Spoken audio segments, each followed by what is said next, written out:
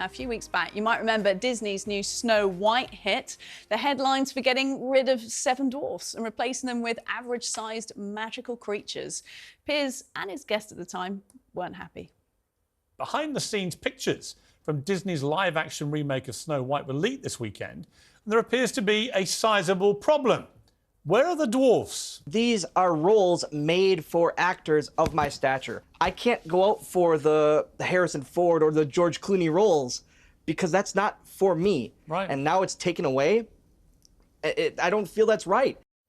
Well, now that very same production has caused controversy after the actress who plays Snow White said this about Prince Charming. In an interview, Rachel Ziegler saying the original cartoon came out in 1937, and very evidently so. There is a big focus on her love story with a guy literally stalking her. How weird.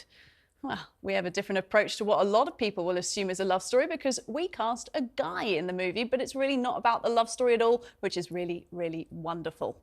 Well, there has been inevitable backlash online, fans accusing Disney of inserting unnecessary feminism into classic fairy tales. Joining me now to debate this is the host of Tomi Lahren is Fearless on Outkick, Tomi Lahren. Hi, Tomi. And from New York, the brand marketing consumer expert and founder and chief soothsayer from Sooth, Ian Bear. Once again, great to see you both. Tomi, come on, give us your take on this. Disney just messing with the classics? Yeah, they certainly are. Now listen, if Disney wants to make more woke films that tank at the box office, they are more than welcome to do that, but maybe think of an original idea. Maybe not destroy a classic from my childhood and put an actress in there that not only hates the plot and the storyline of the movie she's in, but also seemingly hates Snow White, the character herself. I mean, that's one interview clip that you read the quote from, but she's gone on to talk about this film numerous times, how she once thought Snow White was creepy, she doesn't like the prince, she thinks she should get paid more because she has to wear that dress, she should get paid for streaming for every hour she has to wear the dress. I mean, talk about biting the hand that feeds you. Not only are you being casted in a classic film to remake it, but you don't seemingly like your own character. So she comes off as an insufferable, whiny brat, and that's why people are so annoyed. Beyond just them inserting feminism, I think we expect that at this point, but why do you have to mess with a classic, especially with someone who doesn't even seem to like her own character? Okay, interesting. I hear your take on her and the interviews she's giving and the type of sort of the way she's coming across. But you say that you're kind of used to feminism being inserted into Disney movies now. Ian, it's a smart marketing move, isn't it? Well, any move's a smart marketing move if it resonates with the people who are putting revenue against your product. Look, the reality is Disney has been doing very inclusive casting for decades now. Go back to the 1980s, and that's really when they turned the corner, and that formula of damsels in distress got replaced with these more heroic feminine characters, beginning with Ariel back then, but certainly all the Disney princesses ever since have really been triumphant females. So it's not a shock to see Disney pivot from 19th century German source material right, to something that they believe is going to resonate with the audience. Of course, people will vote with their wallets. Right. Tomi, 19th century German source material. Can you really blame Disney for wanting to court a modern audience? Gen Z and younger, these girls, they think differently, they act differently, they have different aspirations in life.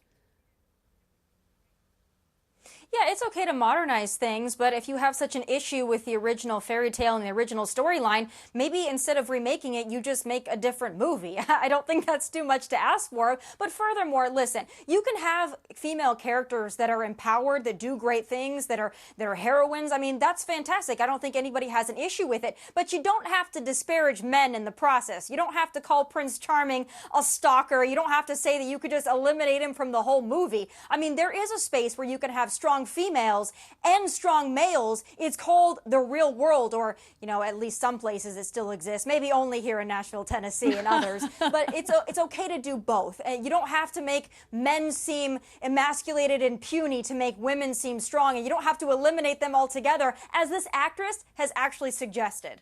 Well, OK, Ian, what about the controversy that this film has received online? It's clearly not coming from the young women it's marketed at. In fact, it seems to be coming from a male demographic.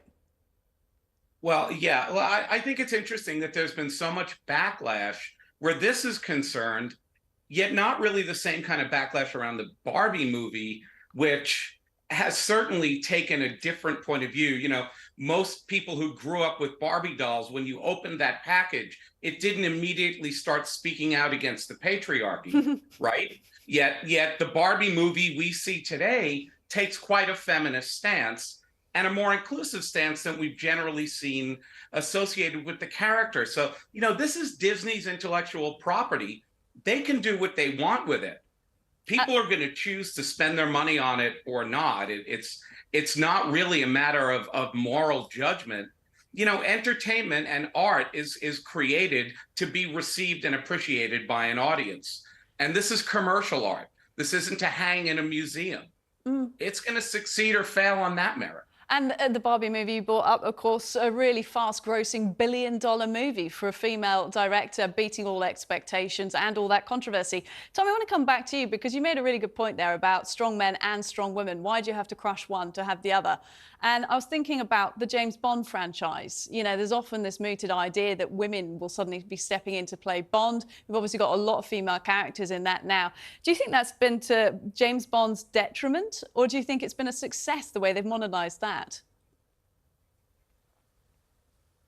I think that the numbers will speak for themselves on that. And again, when you have a franchise that you have created around a James Bond character who is a strong male character, you don't need to go and then replace James Bond with a female. You can have other strong females. But what is this process now where it's like in order to be inclusive, you have to completely destroy storylines, completely destroy franchises? I don't believe in that. I don't think that consumers believe in that either. You know, there is a way to modernize things. There's a way to bring in inclusivity and diversity, but you don't have to completely destroy the concept in order to do that. And that's why, you know, going back to the Barbie movie, I didn't have an issue with the Barbie movie because it's what I expected, right? I've always looked at Barbie as a female empowerment tool. I thought it was a women by women for women. Didn't see an issue with it. It's when they go and they try to monkey with other things where it doesn't belong that it just comes off as disingenuous. And the consumer, I don't think they're going to buy it. I don't think they're going to watch it. I don't think they're going to like it.